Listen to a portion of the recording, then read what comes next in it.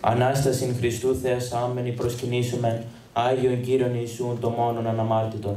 Τον Σταυρό σου Χριστέ προσκυνούμεν και την Αγίαν σου Ανάστασιν νούμεν και δοξάζομεν. Σίγαρη η Θεός ημών εκτός ο άλλων, ουκ είδαμεν το όνομά σου ονομάζομεν.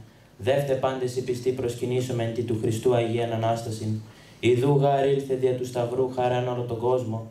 Δια παντός ευλογούντες των Κύριων υμνούμεν την Ανάστασιν αυτού. Σταυρό γάρ υπομείνας δι' ημάς, θανάτω θάνατον όλεσεν.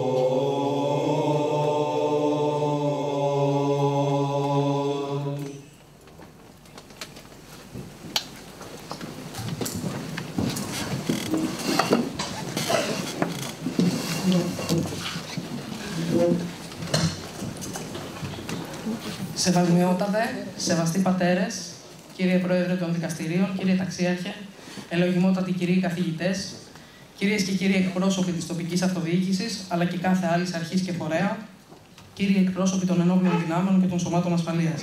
Χριστός Ανέστη. Με την αναστάσιμη χαρά που κατακλείζει τις ψυχές μας την ευλογημένη αυτή περίοδο του τριωδίου των Ρόδων, όπως αποκαλείται χαρακτηριστικά το διάστημα από το Άγιον Πάσχα μέχρι την εορτή της Πεντηκοστής, και με μόνη την ιδιότητα του μέλους εκ μέρους του Σώματος του Χριστού κατά τον Παύλιο Λόγο, οδηγήσαμε απόψε τα βήματά μας στον πάντα φιλόξενο συνεδριακό χώρο του ξενοδοχείου Διαμαντίδης, προκειμένου να παρακολουθήσουμε την επιστημονική ημερίδα που διοργανώνει η Ιερά Μητρόπολής μας, τη εμπνεύσει και καθοδηγήσει του Σεπτού Πειμενάρχου μας, σεβασμιωτά του Μητροπολίτου Λίμνου και Αγίου Ευστρατείου Κυρίου Ιεροθέου, με σκοπό την ανάδειξη της μορφής της Αγίας Μάρτυρος Μελιτινής, μιας Αγίας που στάζει το μέλι της Ορθόδοξης πίστης στις ψυχές των Λιμνίων και όχι μόνο. Από τη στιγμή που έγινε γνωστή η επιθυμία του Επισκόπου μας το 2024 να αφιερωθεί στη μνήμη της Αγίας Μελιτινής, με την έκδοση του σχετικού ημερολογίου, με τη διοργάνωση της απόψινής εκδήλωσης, αλλά και τις λατρευτικές εκδηλώσεις που θα κορυφωθούν κατά την ετήσια μνήμη της στις 16 του Σεπτέμβρη, τα μέλη της Οργανωτικής Επιτροπής Εκδηλώσεων γινόμαστε αποδέκτες της μεγάλης ευλάβειας των κατοίκων του νησιού μας στο πρόσωπο της Αγίας, καθώς μας γνωστοποιούν με κάθε πρόσφορο μέσο τα προσωπικά τους βιώματα, αλλά και τη διάθεσή τους να εντρυφήσουν περισσότερο στα σχετικά με την Αγία δεδομένα που υπάρχουν. Στον άξονα αυτό θα μας βοηθήσουν με τις σχετικές εισηγήσεις τους οι εξαιρετικοί προσκεκλημένοι μας. Πρώτος θα λάβει το λόγο ο συνεργάτης της Μητροπόλεως μας, κύριος Χρήστος Πάτσης, που θα αναπτύξει στην εισήγησή του την ιστορική και πολιτισμική θεώρηση σχετικά με τη Λίμνο των δύο πρώτων μεταχριστιανικών αιώνων. Τη Λίμνο που αξιώθηκε να φιλοξενήσει μεγάλες προσωπικότητες και μεγάλους αγίους και ομολογητές της πίστεως μας. Ο κύριος Πάτσης γεννήθηκε στα Ιωάννινα, αλλά ενηλικιώθηκε στην Αττική. Σπούδασε φιλολογία και θεολογία στο Εθνικό και Καποδιστριακό Πανεπιστήμιο Αθηνών και κατέχει μεταπτυχιακό δίπλωμα στις ίδιες επιστήμες. Διαθέτει επίσης κρατική πιστοποίηση στην τεχνολογία πληροφοριών και επικοινωνίας. Κατοικεί στη Μύρνα, όπου διδάσκει ως φιλόλογος στο Εσπερινό Λύκειο της πόλης. Η πλέον των 30 ετών εκπαιδευτική εμπειρία του παρέχει τη δυνατότητα να αρθρογραφεί σε εκπαιδευτικά, θεολογικά και φιλολογικά έντυπα με ποικίλη θεματολογία. Έχει υπηρετήσει ως εκπαιδευτικός σε όλους τους τύπους σχολείων, όπως επίσης και στα σχολεία της Ομογένειας. Κύριε Πάτση.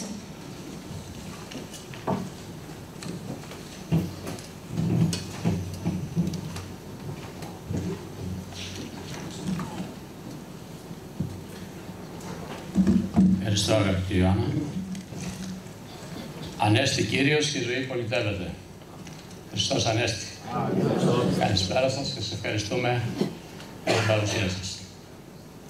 Με την ευλογία του Σεβασμιωτάτου και Σεπτούς Επιμενάρχου μας, εύχεστε σημειζότατε, αλλά και την τιμητική πρόταση της Επιτροπής, βρίσκουμε ανάμεσά σας στην όμορφη αυτή εκδήλωση που διοργανώνει η τοπική, αρχαίγονη να σημειώσω, Εκκλησία, να μιλήσω για τη λίμνο των δύο πρώτων χριστιανικών αιώνων.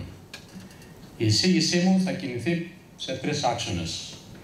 Στην αρχή θα προβούμε σε μια σύντομη ιστορική περιοδολόγηση της λίμνου για το πώς εισήλθε το νησί στη ρωμαϊκή περίοδο, κατόπιν θα αναλύσουμε το ιστορικό και θρησκευτικό και φιλοσοφικό στάτους του Δευτέρου μετά Χριστόν αιώνα, όπου και μαρτύρησε η Αγία Μελετινή, για να ολοκληρώσουμε με κάποιες θεολογικές αποτυπώσεις και ερμηνευτικές προσεγγίσεις του πνευματικού θησαυρού της χριστιανικής παράδοσης γενικότερα, αλλά και της λίμνου ειδικότερα. Η ύστερη ρωμαϊκή περίοδος είναι μια εποχή μετάβασης από ένα κοσμοείδωλο σε ένα άλλο.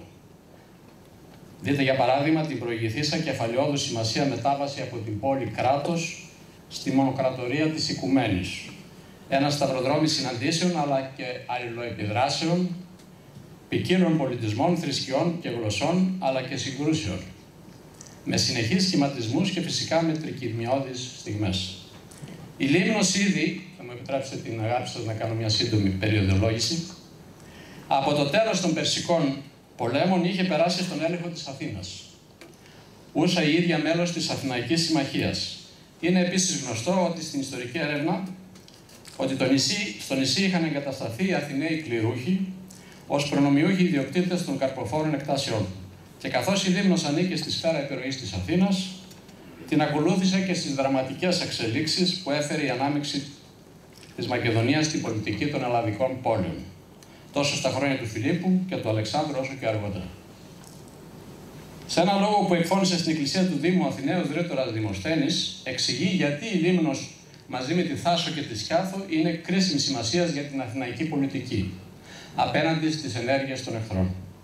Η λίμνος παραμένει στα χέρια των Αθηναίων και μετά το θάνατο του Φιλίππου, όταν ο Αλέξανδρος εκστρατεύει εναντίον των Περσών.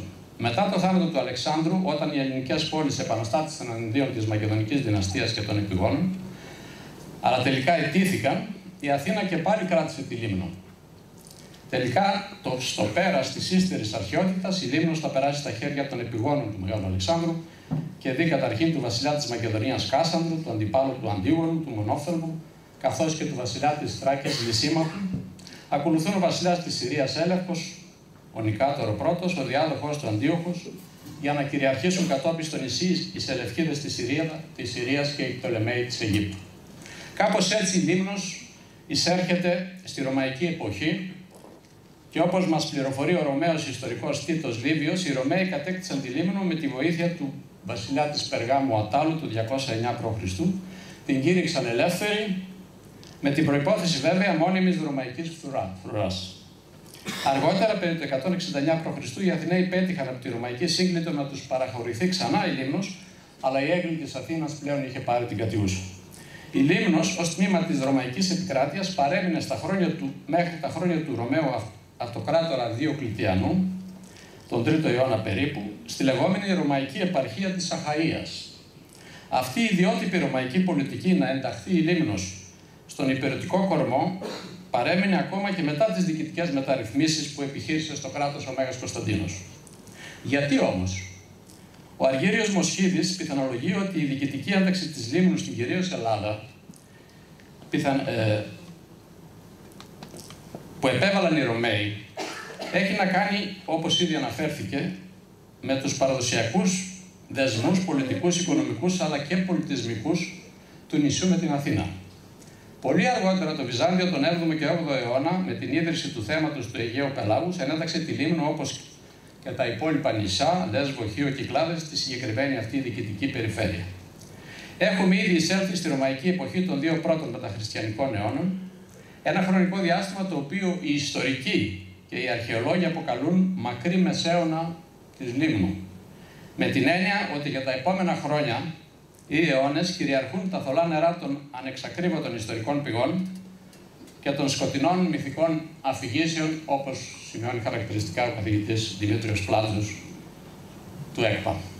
Στο μεταξύ, η Ρώμη περνά από τη φάση της δημοκρατίας στη φάση της αυτοκρατορίας, το λεγόμενο Ιμπέριου. Ο Καίσαρας είναι πλέον Ιμπεράτορ, υιοθετώντας πολιτικές και θρησκευτικές αντιλήψεις από τον ελληνιστικό κόσμο για να εξυπηρετήσει τις νέες ιδεολογικές ανάγκες που προέκυπταν από την εξωτερική εξάπλωση και τον κοινωνικό μετασχηματισμό από τις παραδοσιακές πόλεις κράτη, όπως ήδη αναφέρθηκε, στη Ρωμαϊκή Οικουμένη. Πολλοί σύγχρονοι ερμηνευτές μιλάνε για την εφαρμογή για πρώτη φορά του λεγόμενου Global Village. Για το διάστημα που μας αφορά, βρισκόμαστε στην εποχή των Αντωνίνων, μια δυναστεία η οποία κυβέρνησε κατά τη διάρκεια του 2ου αιώνα, επαναλαμβάνω, μαρτυρίου της Αγίας Μελιτινής, και συνολικά για 96 χρόνια. Είναι η μακροβιότερη δυναστεία της Ρωμαϊκής Αυτοκρατορίας, με πιο γνωστούς αυτοκράτορες τον Τραϊανό, τον Ανδριανό και τον Μάρκο Αυρίλιο. Η διάρκεια της δυναστείας των Αντωνίνων έχει χαρακτηριστεί ως η ευδαιμονέστερη περίοδος της Ρωμαϊκής Αυτοκρατορίας. Οι Αντωνίνοι επέδειξαν ένα ιδιαίτερο ενδιαφέρον για τον ελληνικό πολιτισμό. Στην εποχή τους η τέχνη πρόσφερε μερικά από τα ωραιότερα δείγματά της, ενώ η ανάπτυξη της δεύτερης σοφιστικής εξυπηρέτησε τις διπλωματικές σχέσεις μεταξύ των ελληνικών πόλεων και της ρωμαϊκής διοίκησης. Ενδεικτική του πνευματικών τάσεων της εποχής είναι η ενασχόληση του Μάρκου Αυριλίου, του μεγάλου αυτού αυτοκράτορα, με τη στοική, την πλατωνική και την επικούρια φιλοσοφία, από τις οποίες και επηρεάστηκε τόσο πολύ η πολιτική του, ώστε να γίνει γνωστός στην ιστορία ως ο φιλόσοφος αυτοκράτορας.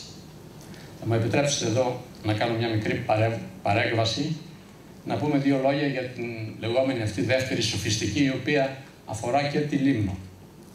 Δεύτερη σοφιστική λοιπόν είναι ένα κίνημα ρητορικό και φιλοσοφικό που αναφέρεται στους Έλληνες συγγραφείς που δραστηριοποιήθηκαν από τον 1ο έως τον 3ο μετά Χριστόν αιώνα. Πρόκειται για την αναζωπήρωση της ελληνικής παλιάς ρητορικής τέχνης και της παιδείας φυσικά, που άσκησε σημαντική επίδραση στην πνευματική ζωή του ελληνορωμαϊκού κόσμου. Τους κυριότερους εκπροσώπους κατέγραψε και εκθίασε ο Φιλόστρατος, ο Αθηναίος, στις αρχές του 3ου αιώνα, στο έργο του με τίτλο «Βίοι Σοφιστών», όπου χρησιμοποίησε τον όρο δεύτερη σοφιστική σε αντιδιαστολή με τον σοφιστικό κίνημα του 5ου π.Χ. αιώνα. Στην οικογένεια των Φιλόστρατων, και εδώ είναι το σημαντικό, που είχε την καταγωγή της από τη Λίμνο, ανήκουν συνολικά 4 συγγραφείς. Και καθώς οι πληροφορίες που έχουμε είναι αόριστες και αντιφατικές, χρειάστηκαν πολλές φιλολογικές έρευνες για να διαπιστωθεί ποιος ήταν και τι έγραψε ο καθένας τους. Πρώτος ήταν ο Φιλόστρατος γιος του Βέρου, που παραδίδεται ότι ζούσε στην Αθήνα ως δραματικός ποιητής, σοφιστής και συγγραφέας ενός έργου περί κωμωδίας. Γιος του ήταν ο Φλάβιος Φιλόστρατος, ο πιο γνωστός ίσως, που σπούδασε στην Αθήνα και στην Έφεσο και διακρίθηκε ως σοφιστής, ταξίδεψε και έγινε δεκτός ακόμη και στην αυλή του Σεπτίμιου Σεβίρου, ενός μεγάλου αυτοκράτορα στη Ρώμη. Πολύτιμο έργο είναι το Βίοι Σοφιστών. 60 και πάνω βιογραφίες σοφιστών που έδρασαν από τον 5ο π.Χ. αιώνα έως τις μέρες μας. Ο 3ος Φιλόστρατος με την επωνυμία ο Λίμνιος παραδίδεται πως ήταν επιτυχημένος σοφιστής και συγγραφέας, όμως το μόνο δικό του που μπορούμε να διαβάσουμε είναι μια επιστολή σχετικά με την τέχνη, ακριβώς πώς γράφει κάποιος μια επιστολή, δηλαδή την επιστολογραφία. Τελευταίος Φιλόστρατος, ο νεότερος εγγονός του Φλάβιου, που έγραψε το βιβλίο «Εικόνες». Και κλείνουμε εδώ την παρέκβαση. Ήταν όμως τόσο ιδηλιακά τα πράγματα. Επειδή βέβαια στη σημερινή μας εκδήλωση προέχει το θρησκευτικό στοιχείο, ας δούμε ποια πιθανόν υπήρξε η θρησκευτική κατάσταση του νησιού τη συγκεκριμένη περίοδο. Τη γενικότερη πολιτική και θρησκευτική κατάσταση μπορούμε να την καταλάβουμε καλύτερα διαβάζοντας μια φράση που έγραψε γύρω στα μέσα του 1ου μετά Χριστόν αιώνα, ένας από τους ανώνυμους συγγραφείς. Όσο διατηρείται η μνήμη της ελευθερίας που απασχολεί τον υπόδουλο, ο λαός θέλει και προβάλλει ισχυρή αντίσταση. Όταν όμως υπερισχύει το κακό και οι άνθρωποι δεν συζητούν πια πώς θα το βγάλουν από πάνω τους, αλλά πώς θα ζήσουν καλύτερα μαζί του, τότε η καταστροφή είναι ολοκληρωτική. Ας φανταστούμε λοιπόν ότι την ίδια περίοδο που ο χριστιανισμός αγωνίζεται να ριζώσει στη Λίμνο, εκεί στο απόκρημνο ακροτήρι της Χλόης στα βόρεια του κόλπου του Πουρνιά, στην εκτός των τυχών περιφέρεια της αρχαίας Ηφαιστείας, λειτουργούσε ακόμη το τελεστήριο των Καβύρων. Η οπτική επαφή με τη Σαμοθράκη αλλά και με την πολιούχο πόλη της Ηφαιστείας φαίνεται ότι αποτέλεσαν το ιδανικό περιβάλλον για την άσκηση των λατρευτικών πρακτικών που είχαν σχέση με την αναγέννηση της φύσης και του ανθρώπου. Η καβυριακή λατρεία της Λίμνου κράτησε, όπως αναφέρει ο Ρωμαίος ποιητής Λεύκιος Άκιος, σε απόσπασμα από τον φιλοκτήτη του, στοιχεία της ιερουργίας των αρχαίων μυστηρίων, λεπτομέρειες των οποίων δεν γνωρίζουμε πάρα πολλές. Γενικά η λατρεία των μυστηρίων αυτών είχε ως σκοπό να απομακρύνει το φόβο του θανάτου και να αποκαλύψει στους μοιημένους αιώνιες αλήθειες. Τα μυστήρια θέλουν να εξασφαλίσουν τη μακάρια θανασία. Δεν νοιάζονται για την ανακαίνιση του όλου ανθρώπου και της ιστορικής πραγματικότητας. Εννοούμε τα αρχαία μυστήρια. Ο μύστης κινείται προς τα μυστήρια, όχι τόσο από την αγάπη προς τον Θεό, αλλά θέλει απλώς να γίνει αθάνατος πέρα από τον τάφο. Οι μυστηριακές θεότητες επίσης πεθαίνουν και ανασταίνονται κάθε χρόνο, όπως το χορτάρι, σύμφωνα με τη φυσική νομοτέλεια. Οι μυστηριακές θεότητες εμφανίζονται ως σωτήρες, ναι, ασκούν δύναμη και εξουσία πάνω στο κοσμικό σύμπαν, στην ημαρμένη, δηλαδή την τύχη. Αλλά το λειτουργήμά τους ασκείται μέσα στις συνθήκες μιας κοσμικής, υλικής και αυτάρκου τάξεως. Βέβαια, οι εξωτερικές ομοιότητες χριστιανισμού και μυστηριακών θρησκειών της Ανατολής είναι πολλές. Ο χριστιανισμός φυσικά δανείστηκε πάρα πολλά από το περιβάλλον αυτό. Δεν πρέπει όμως να παρασύρεται κάποιος από την κοινή γλώσσα και την εξωτερική ομοιότητα που οφείλονται πολλές φορές σε κοινούς αρχαιότερους θρησκευτικούς τύπους και άλλες αλληλοεπιδράσεις, σημείωνε στο βιβλίο του ο σοφός καθηγητής Σάββας Αγουρίδης.